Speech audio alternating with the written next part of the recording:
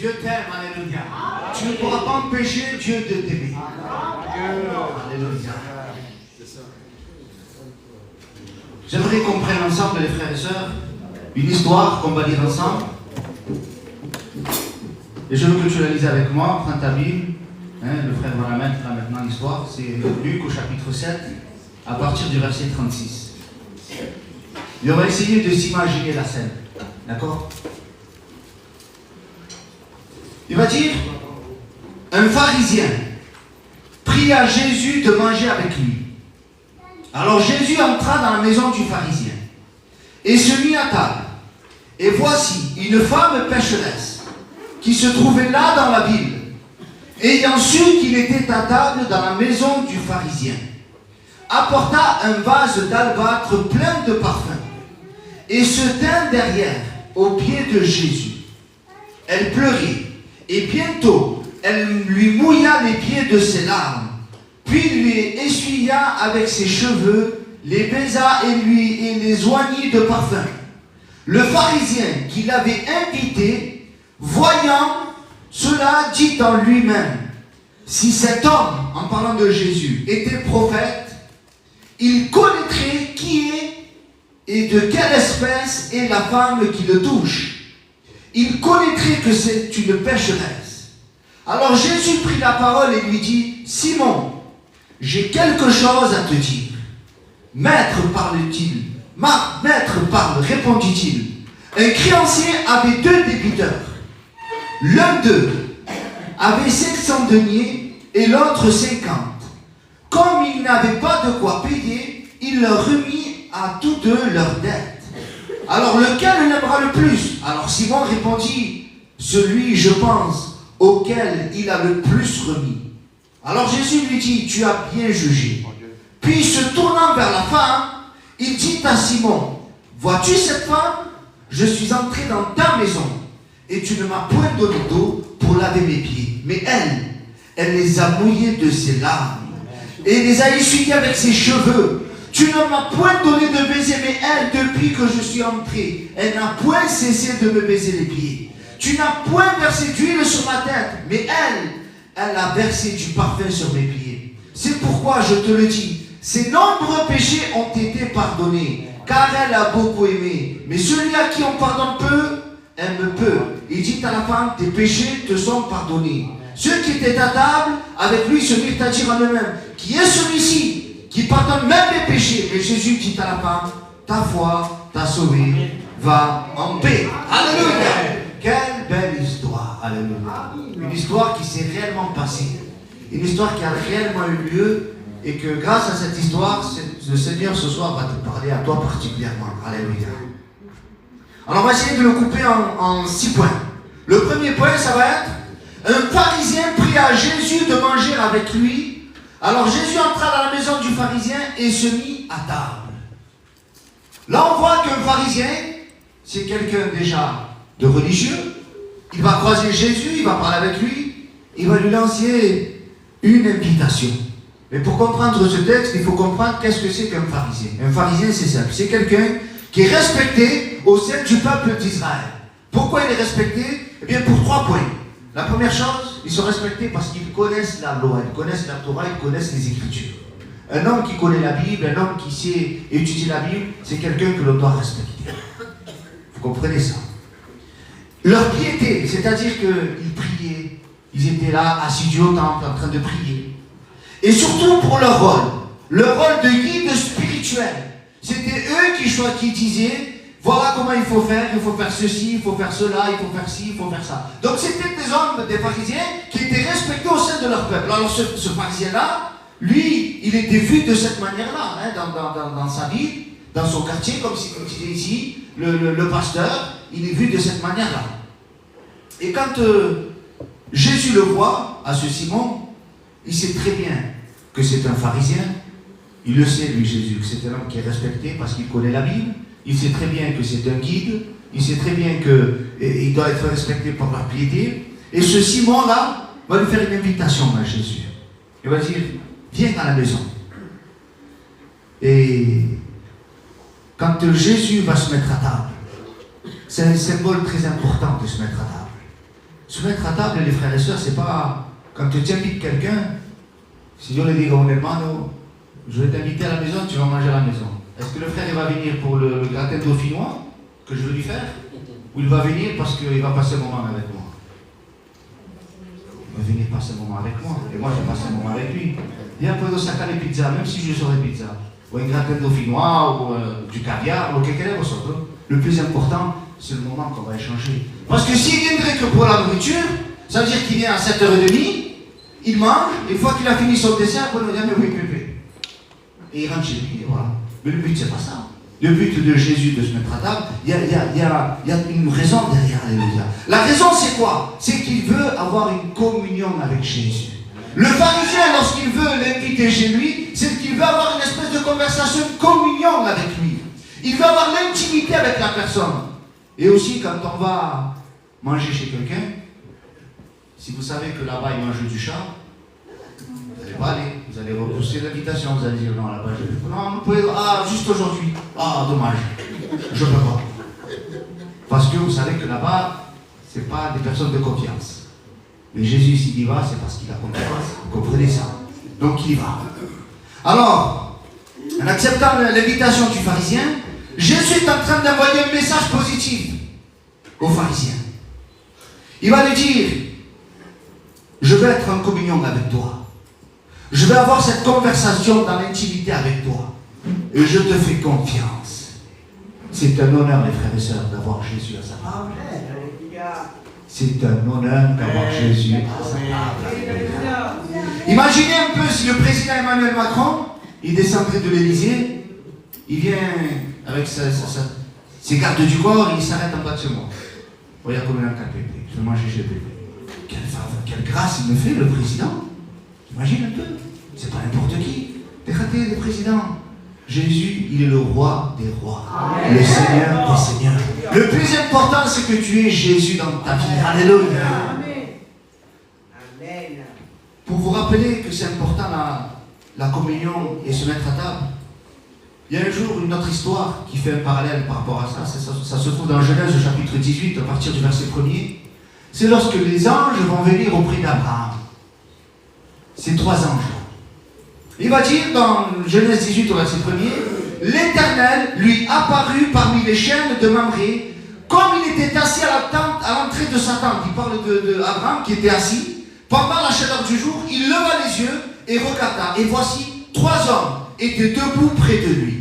Quand il les vit, il courut devant eux. Puis, depuis l'entrée de sa tente, il se prosterna en terre. Et il dit, Seigneur, si j'ai trouvé grâce à tes yeux, ne passe point, je te prie, loin de ton serviteur. Permettez qu'on apporte un peu d'eau pour vous laver les pieds. Et reposez-vous sous cet arbre. J'irai prendre un morceau de pain pour fortifier vos cœurs. Après quoi, vous continuerez votre route. Et car c'est pour cela que vous passez près de votre serviteur. Ils répondirent, fais comme tu l'as dit.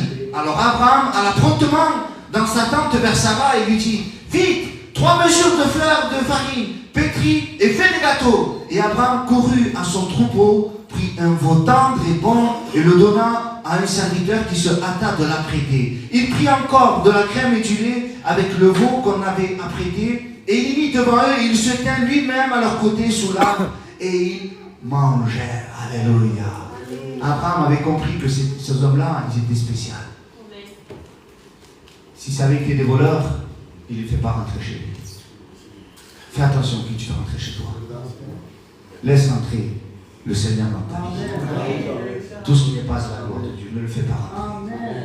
Éloigne, chasse. Fais rentrer que ce qui est saint, que ce qui est bon. Alléluia. Et Abraham, lui, j'aime bien ces mots. Si j'ai trouvé grâce à tes yeux, fais-moi cette faveur. Si je peux obtenir cette faveur de ta part. Pour Abraham, c'était une faveur, c'était une grâce que de recevoir ces hommes-là. Alléluia. Il va tout faire pour les mettre à l'aise chez lui. Parce qu'il voulait avoir cette communion, cette intimité avec eux, cette confiance. Mais c'est un peu ce qu'a fait ce Simon le pharisien là. Il voulait avoir Jésus à sa table. Mais il y a des manières de recevoir le Seigneur, les frères. C'est pas tout de dire je veux de Jésus. On ne vit pas comme on veut, on ne fait pas comme on veut. Jésus se respecte. Jésus il faut qu'on regarde qu'il est saint, qu'il est puissant. Alléluia. Donc Jésus va accepter l'invitation de cet homme-là, de Simon, et pour que vous voyez que Jésus ne fait exception de personne. Cette fois-ci, il va chez Simon le pharisien. À mon avis, il mangeait bien ce pharisien. Ils sont connus, hein, les gens qui voient l'église, ils mangent bien apparemment. Pareil qu'ils mangent bien. Ben, les pharisiens, je pense qu'ils mangeaient bien. Ils mangeaient sainement, ils mangeaient cachère, ils mangeaient des choses propres. Mais lui, Jésus, il s'est dit, ben là-bas, je vais y aller chez Simon le pharisien. Mais dans d'autres occasions, Jésus va aller aussi dans des maisons qui ne payent pas de mine. Ah oui. Dans Luc au chapitre 15, au verset 2, on va dire ici, et les pharisiens et les scribes murmuraient, disant, cet homme, en parlant de Jésus, accueille des gens de mauvaise vie et il mange avec eux. Ah, Jésus ne fait exception de personne. Il y a un pharisien qui m'invite, je vais chez lui. C'est un homme respectable, un homme de loi, un homme que tout le monde le respecte, tout le monde lui dit bonjour, tout le monde le... Ah oui, je vais manger chez lui. Mais Jésus ne fait exception de personne. Il va aussi chez les autres. C'est les autres qui sont pécheurs. Jésus veut habiter dans ta vie. Amen. Les gens du dehors, je ne sais pas ce qu'ils disent de toi. Ah, été, celui-là, ça ne vaut pas la peine. Il faut parler avec lui, il ne faut pas traîner avec lui. Mais Jésus, lui, ne regarde pas ça. Nous, on s'arrête à l'apparence, mais Jésus regarde au cœur. Alléluia. Alors voilà, que peut-être tu te dis, je ne suis pas digne que Jésus vienne chez moi. Mais détrompe-toi, parce que Jésus ne regarde pas l'apparence. Les gens, ils ont peut-être honte de toi. Ils disent que tu n'es pas quelqu'un de fréquentable. Mais Jésus lui dit, je vais être à table avec toi. Pour avoir cette communion avec toi, cette intimité. Mais pour que Jésus vienne chez toi, les frères, comprenez bien. Si moi, je vais aller chez le frère Paul, je ne vais pas aller un samedi soir, à 8h, il va payer à la porte, comme ça. J'ai faim. Quoique si je le fais, il va me la manger, pas vrai. Amen. Amen. Mais s'il m'invite, c'est mieux, non? Vous comprenez ça? À Jésus, on l'invite. Il ne s'impose pas à Jésus. Si tu ne veux pas de Jésus, Jésus ne va pas rentrer par force chez toi. Vous comprenez ça? Comme dit en espagnol, les caballeros, Seigneur, il a donné une invitation. Hay que tener cara, van à la casa, ils ont de l'audace, de la figure, ils vont comme ça, ils ne regardent pas leur dossier, ils vont et peu importe. Mais Jésus n'est pas comme ça. Jésus, tant qu'il ne l'a pas invité, Simon le pharisien, il n'est pas allé chez Simon le pharisien. Il a attendu l'invitation, vous comprenez ça? Il est temps que tu invites Jésus à ta vie. Il est temps que tu dis, Seigneur, je veux avoir une communion avec toi. Je veux avoir une conversation. Je veux être dans l'intimité avec toi. Alléluia. Il va dire, celui qui me reçoit, mon Père et moi, nous ferons habitation avec lui et je mangerai avec lui. Alléluia, que c'est beau ça. Alors on comprend que Simon le pharisien donc, va l'inviter chez lui, Jésus va accepter l'invitation et donc tout se passe plutôt bien. Ils sont à table et là voilà, il y a quelque chose, un élément qui se passe. Il va dire, et voici une femme pécheresse qui se trouvait là dans la ville, ayant su qu'il était à table dans la maison du pharisien. C'est pas rien ça, frère. Elle le savait que Jésus était là. C'est important de savoir que Jésus est là. Vous savez que Jésus est là. Amen. Mais elle le savait aussi qu'il était chez le pharisien. Et le pharisien, c'est pas rien. Le pharisien, c'est quelque chose. Si elle aurait été une femme respectable, qu'elle présente bien, quelqu'un qui a de l'argent, quelqu'un qui présente bien, qui a une vie droite, elle se présente chez le pharisien, il n'y a pas de problème. Mais dans son état, aller chez un pharisien, c'est quelque chose d'important ça. Elle va dire, elle ne va pas venir les mains vides. Eh oui, c'est important ça. Quand on va chez quelqu'un, on apporte toujours un petit dessert, un petit gâteau. Et quand tu viens à Jésus, il faut lui offrir quelque chose à Jésus. Et elle, qu'est-ce qu'elle va apporter? Elle apporta un vase d'albâtre plein de parfums et se tint derrière aux pieds de Jésus. Elle pleurait et bientôt elle lui mouilla les pieds de ses larmes, puis les essuya avec ses cheveux, les baisa et les oignit de parfum. Voilà que le repas il est interrompu par une femme, mais pas n'importe laquelle. Comment la Bible l'appelle à cette femme? Elle s'appelle Caroline, elle s'appelle comment? La femme pécheresse. Elle est définie en fonction de son péché. Qui c'est qui avait déterminé que cette femme était dans l'état de péché? Si ce n'est pas les hommes religieux de l'époque. Puisque eux, ils connaissent la loi, ils sont respectés pour leur piété, parce qu'ils prient, parce qu'ils font tout ce qui est dans la Torah, mais aussi ce sont des guides spirituels. C'est eux qui définissent si telle chose est bonne ou telle chose est mauvaise. Si eux ont décidé que Jésus était le Messie, tout le peuple devait accepter que lui était le Messie. Mais si eux disent que non, c'est pas le Messie, tout le monde devait rejeter qu'il était le Messie. Et eux, ils avaient défini que cette femme était une pécheresse. Donc il n'y a pas de nom pour elle. Je ne sais pas qui te définit, qui t'identifie comme étant une droguée, une pécheresse, quelqu'un qui cherche des histoires, je ne sais pas. Des fois, on a des renommées comme ça, et on se dit, oh là, celui-là, il ne faut pas le fréquenter, celui-là, il ne peut pas être avec lui, on ne peut pas être avec elle. Qu'importe ta drogue, qu'importe ce que les gens disent de toi. Le plus important, c'est ton cœur avec le Christ. Et voilà que cette femme, elle a été jugée pécheresse par les religieux de l'époque. Et à cause de ça, tout le peuple aussi, quand il parlait d'elle, ah voilà la pécheresse, elle est allée à tel endroit, elle est allée acheter du pain, elle est allée acheter du poisson. Tout le monde l'a pointé du doigt. D'après la Bible, sa renommée serait due à un péché. Bon, peut-être un adultère, peut-être une femme de mauvaise vie, comme on dit, une vie immorale, on ne sait pas. En tout cas, une chose est sûre, c'était que les hommes de l'époque l'avaient jugée comme étant pécheresse. Je ne sais pas si le jugement qu'ils ont porté, c'était quelque temps avant l'invitation de Jésus ou longtemps avant que Jésus vienne. En tout cas, ça ne devait pas être facile pour elle, tous les jours.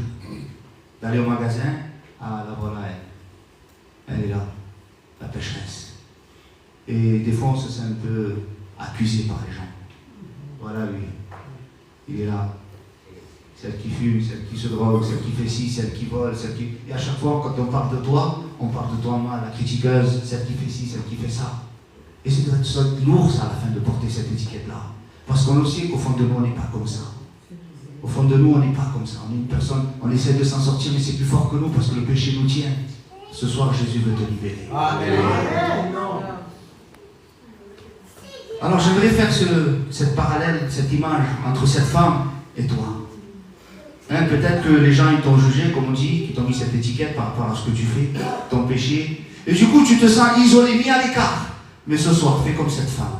Elle n'a pas hésité un seul moment à interrompre le repas.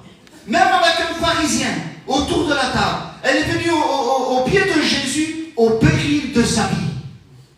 Oui, parce qu'un homme religieux de l'époque, si lui décidait de la lapider, il avait le droit. Puisque c'était écrit dans la Torah. Mais elle, qu'importe. Je ne suis pas venu voir le pharisien. Je suis venu voir Jésus. C'est sûr que si elle vient voir le pharisien l'aurait déjà catalogué. C'était déjà inscrit dans son cœur. C'était déjà fait déjà. Avant qu'elle vienne, déjà c'était déjà défini. Mais si moi je ne suis pas venu pour toi, tu es venu pour moi ce soir, tu es venu pour Jésus ce soir. Ne viens pas pour l'homme. L'homme va toujours te juger. L'homme va toujours te condamner. Mais Jésus va te dire, va en paix. Amen. Alors, oui c'est bien, on m'accuse d'être une pécheresse. C'est vrai. Je me reconnais pécheur.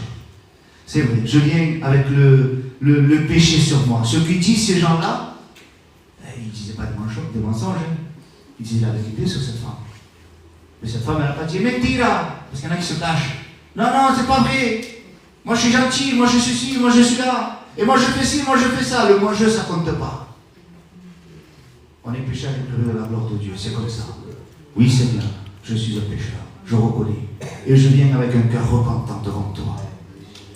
Et cette femme, elle vient avec un cœur repentant. Là où les mots finissent, est-ce qu'on entend parler de cette femme? Est-ce qu'elle a dit un mot? Est-ce qu'elle a dit Jésus? Est-ce qu'elle a soupiré? Est-ce qu'elle a fait quelque chose? Non.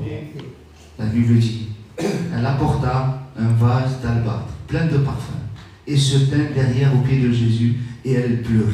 Et bientôt elle mouilla les pieds de ses larmes et elle essuya ses cheveux et les baisa et les oignit de parfum. Alléluia. Pas un seul mot est sorti de sa bouche parce que les larmes disaient l'eau. Jésus comprend le langage des larmes. Ici, on peut faire semblant, on peut dire ce qu'on veut. Seigneur, pardon, Seigneur, je t'aime. Seigneur, tu es le roi des rois, le Seigneur des seigneurs, le Tout-Puissant. Et on est des poètes quand on prie. Mais Jésus connaît le cœur. Amen. Ton cœur et ta langue ne sont pas connectés. La prise, elle est débranchée. Parce que ça ne marche pas. Mais là, quand il n'y a pas de mots, et que tu viens avec les yeux remplis de larmes, Seigneur, je reconnais mon péché devant toi. Jésus connaît ton cœur ce soir. Alléluia. Alors peut-être que tu te reconnais dans cette femme-là. Bien fait comme elle. Présente ton cœur. Amen. Et ce parfum d'albâtre, c'est le parfum de la repentance. C'est ça ce beau parfum. Jésus aime ce genre de parfum, d'un cœur repentant. Et qu'est-ce que j'aimerais que ce soit lié, ne serait-ce qu'un seul cœur, qui dit Seigneur, pardon pour mes péchés. Alléluia. Mais cette femme aussi, peut-être que tu vas dire, mais bébé, moi ça y est, j'ai déjà rencontré le Seigneur, moi. Ça y est, j'ai déjà compris, j'ai demandé, j'ai fait la paix avec Dieu. Tu as raison. Et tu veux comprendre l'image qui est cette femme. Mais laisse-moi te dire que cette femme représente l'Église. Oui. Parce que comprenez que Jésus est d'abord entré chez Simon le pharisien. Et ça me laisse comprendre que lui, Simon le pharisien, était juif. Et Jésus, premièrement, il est venu pour les juifs. Mais qu'est-ce que dit la Bible? Il est venu chez les siens, et les siens l'ont rejeté. Simon le pharisien représente Israël qui rejette le Messie. Parce que quand cette femme va toucher les pieds de Jésus, dans son cœur, il va dire si cet homme était prophète. Il ne va même pas dire si cet homme est le Fils de Dieu. Il ne va pas dire si cet homme était le Messie. Il va le mettre au rang de prophète. C'est-à-dire que vraiment, il le mettait bas quand même. Hein? Alors que Jésus, il mérite d'être à une première place. Il avait rejeté le Seigneur. Mais là où les Juifs ont rejeté le Messie, l'Église l'a accepté comme maître et sauveur. Alléluia. Mais avant de l'accepter comme maître et sauveur, il faut passer par l'étape de la repentance. Alléluia. C'est ce que nous étions nous auparavant. Alléluia. Et cette femme, eh bien c'est clairement nous les nations qui sommes venus au pied de Jésus parce qu'on a reconnu dans le message de la croix que Jésus est mort pour nos péchés. Jésus est ressuscité, que Jésus revient nous chercher. Alléluia. Cette femme savait que Jésus était là à cet endroit, certainement parce qu'on lui a dit que Jésus était là. De la même manière, on nous a témoigné, nous, un jour, que Jésus était là. Je ne sais pas pourquoi tu le dis. Peut-être quelqu'un t'a dit viens. Mais en tout cas, une chose est sûre, c'est que Jésus est là ce soir. Le pharisien, le texte continue, le pharisien qui l'avait invité, voyant cela, dit en lui-même, si cet homme, parlant de Jésus, était prophète, il devait être déçu lui dans son cœur. Oh là là, moi qui croyais avoir fait une bonne affaire avec lui. Il s'est trompé. Moi je croyais qu'il était prophète. Mais on le voit qu'il n'est pas prophète. Puisque cette femme elle est pécheresse. Lui il n'est pas censé le savoir qu'elle est pécheresse. Puisqu'il n'est pas de la ville. Comprenez que Jésus est né à Bethléem. Et il était dans un autre endroit. Et là il arrive dans une ville. Suivant le texte, quand on prend un peu avant le texte, il y a la veuve de Naïm. Et donc, possiblement qu'il était dans cet endroit-là de Naïm, donc peut-être que lui, il s'est dit, le Simon le pharisien, bon, je peux comprendre que Jésus ne connaisse pas tout le monde de cette ville, mais s'il était prophète, Dieu lui aurait révélé que cette femme était pécheresse. Et là, je vois que finalement, Jésus n'est pas un prophète, en fait. Déjà, il avait rejeté Jésus. Si cet homme était le prophète, il connaîtrait qui et de quelle espèce est la femme qui le touche. Il connaîtrait que c'est une pécheresse. Alors le pharisien, il a l'œil très aiguisé. Quand vous prenez un couteau, on l'aiguise bien, il est capable de couper une feuille. Le pharisien, le pharisien, on va le symboliser par le religieux. Il a un œil toujours en train de juger. Il voit le moindre défaut du frère. Le lacet des ordinateurs n'est pas mieux fait. Pourtant, le lacet est blanc, sur le basket blanche, il voit le petit défaut qu'il a. Le religieux, c'est comme ça. Il va voir les défauts de tout le monde. Le pharisien a vu que la femme était pécheresse, mais il n'a pas vu que Jésus était le Fils de Dieu. C'est plus beau de voir que Jésus est le Fils de Dieu que la femme est pécheresse. Vous comprenez ça? Ne te trompe pas, ce soir, tu n'es pas venu juger un homme. Tu n'es pas venu juger une église. Tu es venu voir Jésus. Amen. Le pharisien douta de Jésus. Si cet homme était prophète, Jésus est plus que prophète, il est le Fils de Dieu, il connaît tout, il sait tout, il peut tout. Jésus prit la parole et lui dit, Simon, j'ai quelque chose à te dire. Aïe, aïe, aïe. Ça ne met pas la pression, ça. Hein? Quand on connaît bien la personne, c'est moi, le retour qu'à la très gros, qui va s'y mettre. Simon, j'ai quelque chose à te dire. Maître, parle, répondit-il. Et Jésus va lui parler en parabole, que c'est beau ça. Il va dire, un créancier, une banque, avec 2 débiteurs. Vous savez ce que c'est, 2 débiteurs? Quelqu'un qui doit de l'argent. On va parler en euros, comme ça c'est un peu plus clair. Il y en avait un d'eux qui lui devait 50 000 euros. Et l'autre lui devait 500 000 euros. Comme il n'avait pas de quoi payer, il leur a remis à tous les deux leur dette.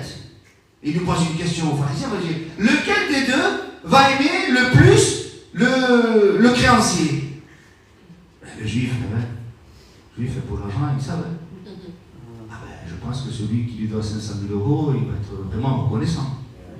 Parce que 50 000 euros, c'est bien, mais c'est mieux d'avoir remis 500 000 euros. Tu es content celui-là.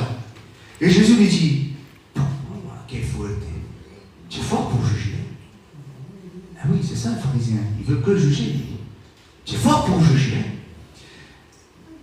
Mais Jésus est en train de lui faire comprendre quelque chose. Est-ce qu'il est en train de lui dire celui qui doit 50 000 euros est mieux que celui qui doit 500 000 euros? Il n'est peut-être pas en train de dire ça. Les deux doivent de l'argent au créancier. En français, on dit qui vole un œuf, il vole un bœuf. Les deux, c'est des voleurs. Les deux, ils sont endettés. Vous comprenez ça? Et c'est cette parole-là qu'on comprend maintenant dans Romains chapitre 3, verset 9, qui dit, Paul dit, mais quoi donc alors? Est-ce que nous, les Juifs, on est plus excellents? Est-ce qu'on est au-dessus de tout? Dit, c'est non, car nous avons déjà prouvé que tous, Juifs et Grecs, sont sous l'empire du péché. Ah oui, c'est sûr. Le Juif, lui, c'est 50 000 euros. Pourquoi 50 000 euros? Parce que lui, il a la Torah, il a reçu les prophètes, il va à la synagogue. Un vrai juif pieux, il ne fume pas, il ne boit pas d'alcool, il ne va pas dans les bars, vous comprenez ça? Mais ça n'empêche pas que c'est un pécheur. Il doit quand même 50 000 euros. Ah oui, nous, quand nous on est dans les bars, on fume, on se drogue, on danse, on fait, on défait, on fait moto, on casse, on fait tout. Ah oui, on doit 500 000 euros. Mais Jésus, alléluia, il ne veut pas faire compétition avec les deux. Il est en train de dire, les deux sont sous l'empire du péché. Alléluia. Nous sommes la bien-aimée de Dieu. Dieu nous a pardonné la multitude de péchés. Nous, qu'on ne connaissait rien aux choses de Dieu. Ceux qui étaient religieux de notre époque, ils vont rendre à Santa Maria. On en a parlé il n'y a pas longtemps. Et pour eux, ils étaient contents. Et pour eux, ils étaient joyeux. Ah oui, ils allaient à l'église quand il y avait un mariage, quand il y avait malheureusement un décès. Et ils étaient contents de dire, oui, je suis croyant. Mais en réalité, on était loin du compte. Maintenant, nous sommes la bien-aimée de Dieu. Nous qui étions loin, par son sang, il nous a rapprochés. Alléluia. Donc, une fois qu'il raconte cette parabole à Simon le pharisien, il lui dit, tu as bien jugé. Il va dire, puis se tournant vers la femme, il dit à Simon, vois-tu cette femme?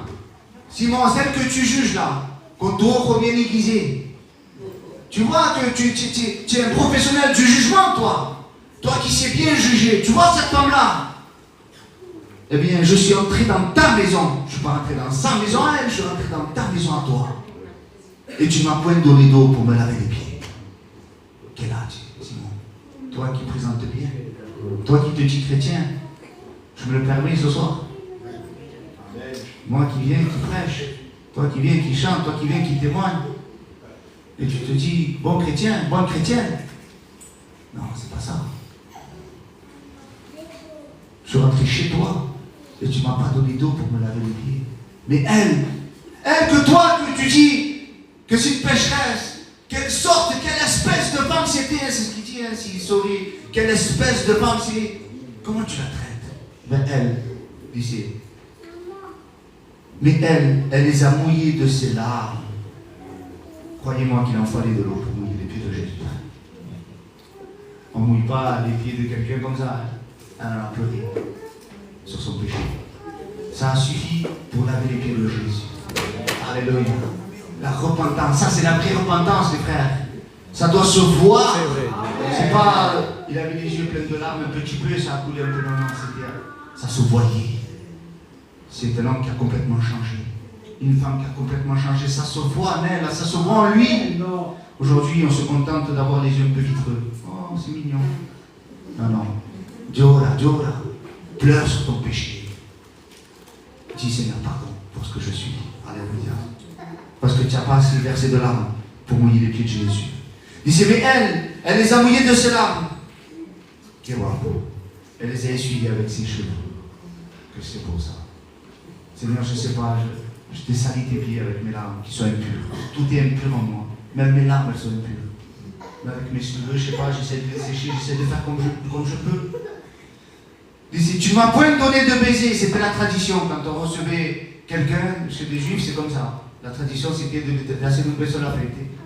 Lui, Simon le pharisien avait reçu Jésus d'un œil un peu jugé.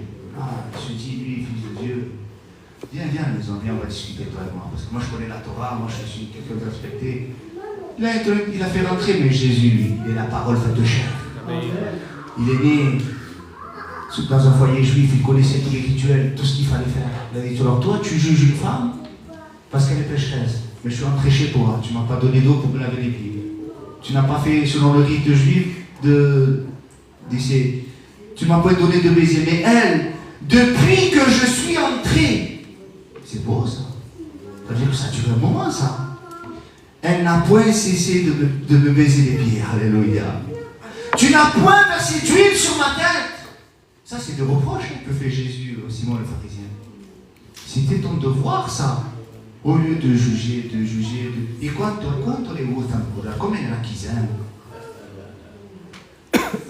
Ils ne peuvent pas faire un truc. Eh ouais, c'est normal. Eh ouais, poquetto. Eh oui. Arrêtons d'être des jugeurs. Soyons des adorateurs. Et elle versa du parfum sur mes pieds. C'est pourquoi je te dis, ses nombreux péchés ont été pardonnés, car elle a beaucoup aimé. Mais à celui qu'on pardonne peu, mais il aime peu. Et il dit à la femme, tes péchés te sont pardonnés. Alléluia.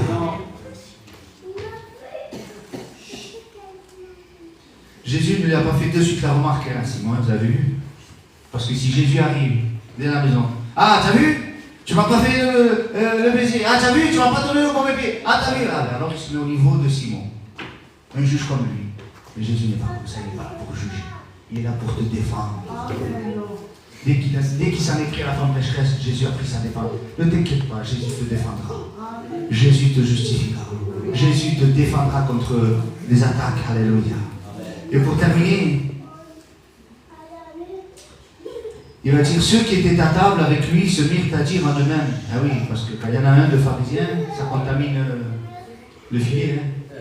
Il suffit d'une patate un peu touchée, tout le filet après il faut le jeter. Il y avait Simon le pharisien, il y avait des copains du Simon le pharisien. Eux qui étaient à table, qui est celui-ci qui pardonne même les péchés? Et Jésus dit à la femme, ta foi t'a sauvé, va en paix. Alléluia.